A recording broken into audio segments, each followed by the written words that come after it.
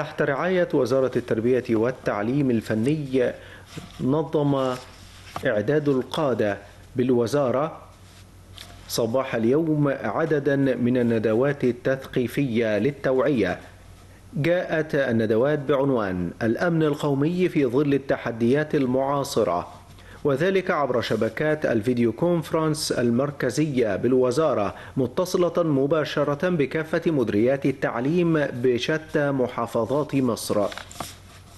تهدف تلك الدورات للتوعية بالتحديات الراهنة والدعوة إلى الاصطفاف الوطني في مواجهة الإرهاب وغرس قيم المواطنة والتسامح في نفوس وعقول أبنائنا من أطفال وتلاميذ وطلاب المدارس المختلفة وطلاب مدارس التعليم الفني بفروعه المتعددة.